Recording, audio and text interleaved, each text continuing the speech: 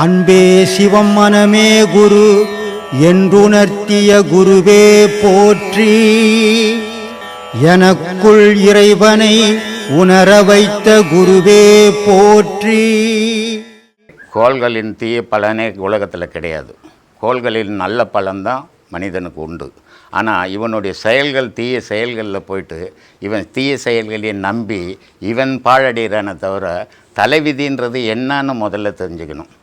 தலைவிதின்னு யார் எழுதுனது? உனக்கு நீயே எழுதிக்கினது. எப்படி எழுதிக்கிற? முன் பிறவியில் நீ கொஞ்சம் வசதியாக வாழற. இந்த வசதியை வச்சுக்கின்னு அடுத்தவனை தாழ்ந்தவனெல்லாம் நீ அநியாயம் பண்ணி அக்கிரமம் பண்ணி வாழும்போது உனக்குள்ளே இருக்கிற ஆன்மாவே உன்னுடைய செயலை தீர்மானிக்குது. அப்போது அது எழுதப்பட்டது தான் தலைவிதின்றது. இது இறைவனாலேயும் கலைக்க முடியாது, பில்லி சூனித்தாலேயோ ஜோதிடத்தாலேயோ கலைக்க முடியாது. கலைக்க முடிஞ்சிருந்தால் இத்தனை காலத்துக்கு உலகத்தில் யாரும் ஏழை பணக்காரன்ற வேற்றுமை வந்திருக்காது. அதனால் இதெல்லாம் மூட நம்பிக்கை. ஏன் நீங்கள் தர்மம் பண்ணுறதை நான் வீடியோவில் பார்த்தோம், நாங்களும் அதை பண்ணணும்னு நினைக்கிறோம். எப்படி பண்ணணும்னு தெரியல, எப்படி பண்ணட்டோன்னு. அப்போ நான் சொன்னேன், உங்கள் ஏரியாவில் இருக்கிறவங்களுக்கு, ரொம்ப வசதி இல்லாதவங்களுக்கு, அடுத்த வேளை சாப்பாட்டுக்கே வழி இல்லாதவங்களுக்கு, கட்ட துணி இல்லாதவங்களுக்கு நீங்கள் எதை கொடுத்தாலும் தர்மமாக இருக்கும்பா அப்படின்னு.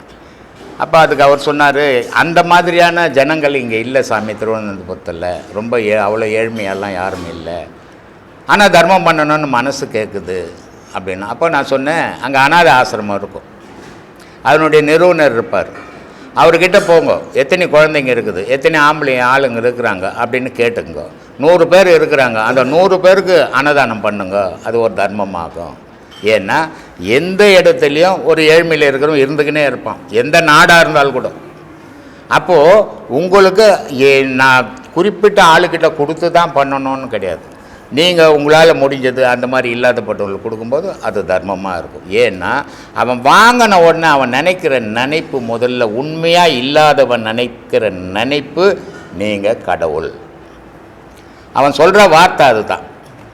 ஐயா, இந்த நேரம் நீங்கள் கடவுள் மாதிரி வந்து கொடுத்தீங்க. உண்மையாக இல்லாதவன் வாங்கினான்னா அந்த வார்த்தை தான் வரும். ஆனால் பெருமைக்கு கொடுத்து இருக்கப்பட்டும் வாங்கினானா சரிங்க பார்க்கலாம் போங்க அப்படின்வான். அப்போ உண்மையாக இல்லாதவனுக்கு கொடுக்கறது மட்டும்தான் தர்மம்.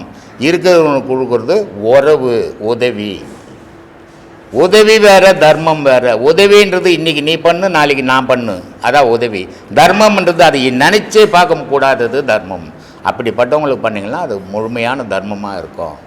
இது உங்கள் சார்பில் தனிப்பட்ட முறையில் ஒரு 1000 ரூபாய் இருக்குது, நான் தர்மம் பண்ண முடியுமான்னா பண்ண முடியாது. ஏன்னா அங்கே ஒரு 100 பேர் இருப்பான், நீ ஒரு 5000 ரூபாய் வச்சுருப்ப, பண்ண முடியாது. அப்போ இதை என்ன பண்ணலாம்? இதுக்கு ஒரு உதாரணம் சொல்கிறேன். வீடியோவை பார்த்துட்டு ஒருத்தர் இது கொளத்தூரில் இருந்துட்டு பக்கத்தில் பெரம்பூர் கண்ணாண்ட, ஐயா நான் ஒரு 5000 ரூபாய் எடுத்துன்னு வந்து கொடுக்குறேன், நீங்கள் யாருக்கு பண்ணுறீங்களோ பண்ணுங்க அப்படின்னு சொன்னார். சரிப்பா நாளைக்கு எடுத்துன்னு வாப்பான்னு. அவர் என்ன பண்ணிக்கிறாரு, வீட்டில் சொல்லிட்டு போய் அந்த மாதிரி நான் சாமியை போய் பார்த்துட்டு வரேன், என்ன விஷயமா பார்க்க போகிறேன், ஒரு 5000 ரூபாய் தர்மத்துக்கு கொடுத்துட்டு வரேன், நானும் ஒரு 5000 ரூபாய் கொடுக்குறேன், சேர்த்து கொடுங்கன்னு 10000 ரூபாய் கொடுத்தாங்க. அந்த 10000 ரூபாய் அந்த துணிமணிலாம் கொடுத்தோமே அதில்.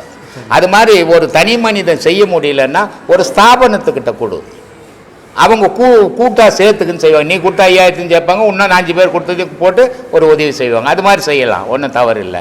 ஆனால் உண்மையாக செய்கிற ஸ்தாபனமாக பார்த்து கொடுங்க. இப்போ சம்சார அதில் வந்துட்டு ஐயா ஒரு சொல்லியிருக்காரு, பெண்டாட்டி பெருவிலங்கு, பிள்ளைகள் ஒரு சொல்லானி. வீட்டுக்கு போனவா இல்லை சாமி, இது எனக்கு ரொம்ப இதுவாரு.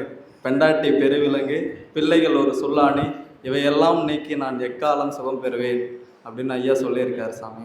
இதுக்கு ஐயா உங்கள் வாயிலேருந்து ஒரு உண்மையான விளக்கம் வேணும்னு கேட்குறேன். பொண்டாட்டின்றது ஒரு பெரிய பந்தம், அது நாமளாக தேடி கட்டிக்கின பந்தம்.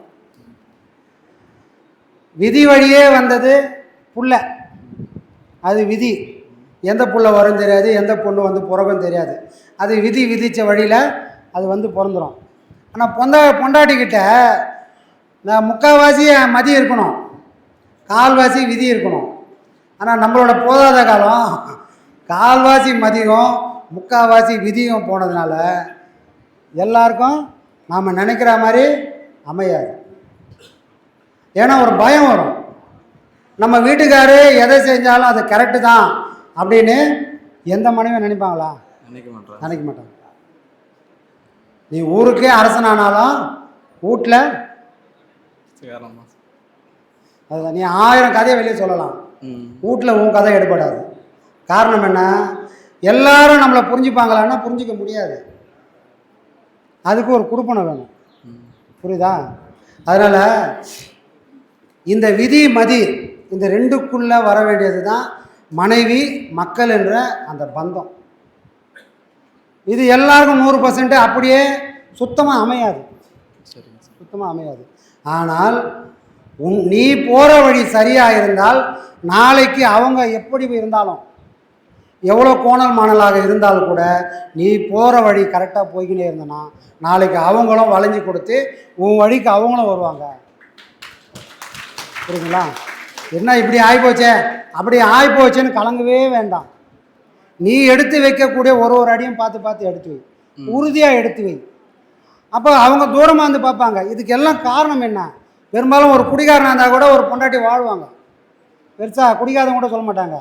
ஆனால் இந்த வழியில் போனோன்னா போவாத அப்படின்வாங்க, எல்லாருமே தடுப்பாங்க. காரணம் என்ன? நம்ம முன்னாடி இருக்கிறவங்க அது மாதிரி பண்ணி வச்சுக்கிறாங்க, ஒன்றுமே தெரியாது. காலனாக பெருமானம் இல்லாத சில விஷயங்களை அடைஞ்ச உடனே எல்லாம் தெரிஞ்ச மாதிரி வீட்டை விட்டு ஓடி விடுவாங்க. அதோட விளைவு இந்த மாதிரி வழியில் போனாலே பொண்டாட்டி பிள்ளையெல்லாம் விட்டுட்டு வீடு வாசல்லாம் விட்டுட்டு வெளியே போயிடுவாங்களோ அந்த பயம் இன்ன வரைக்கும் அந்த பெண்களை ஆட்டி படைக்குது. அதனால் நீ குடிகாரனாக இருந்தால் கூட போதையிலே ஆடி ஆடி வந்துடுவ. இந்த ஞான போதை வந்துச்சுன்னா வீடு வரமாட்டப்பா, ஏன்னா வீடு வாசலே மறந்துடும், அந்த மாதிரி ஒரு போதை.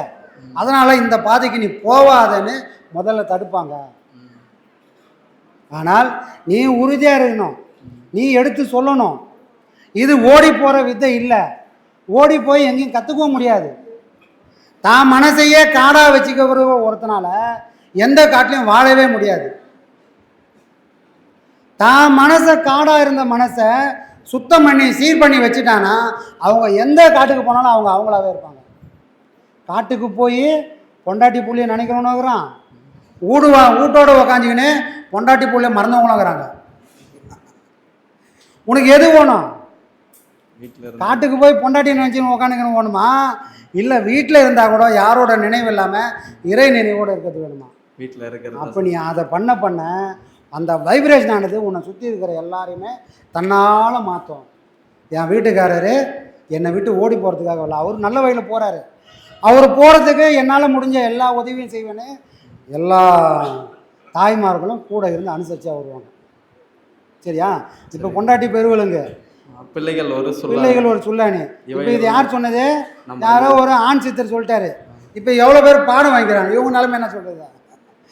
அப்போ அவங்களுக்கும் அப்படி இருக்கலாம். அப்போ புருஷன் ஒரு பெருவிலங்கு, புள்ள ஒரு சுல்லானி சொல்லிடலாமா? இதுதான் இங்கே விஷயம் நடக்குது.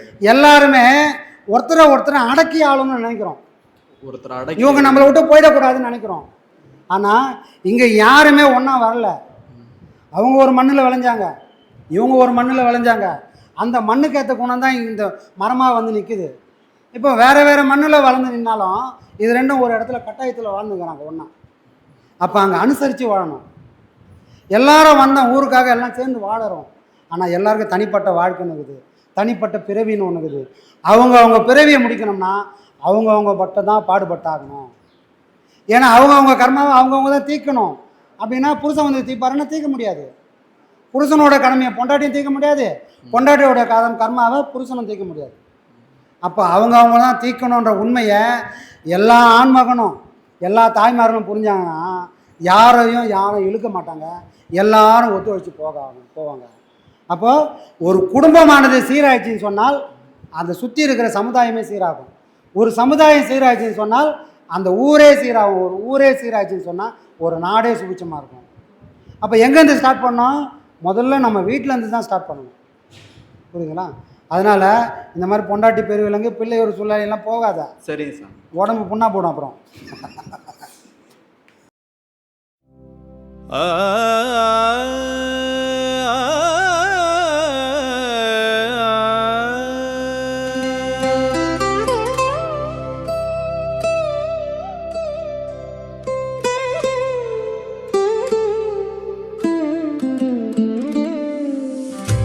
நித்தியானந்தன் நீ அவதாரம் நின் அருளாலே தொலைந்ததென் அகங்காரம். நித்தியானந்தன் நீ அவதாரம் நின் அருளாலே தொலைந்ததென் அகங்காரம். பாவங்கள் பரந்தோட பரிகாரம் நின் பாதத்தில் பணியணும் அது போதும். பாவங்கள் பரந்தோட பரிகாரம் நின் பாதத்தில் பணியணும் அது போதும். பக்தர்கள் நெஞ்சிலே வாசம் நின் பாடங்கள் அதுதானேயம் வேதம். நித்தியானந்தன் நீ அவதாரம் நின் அருளாலே தொலைந்ததென் அகங்காரம்.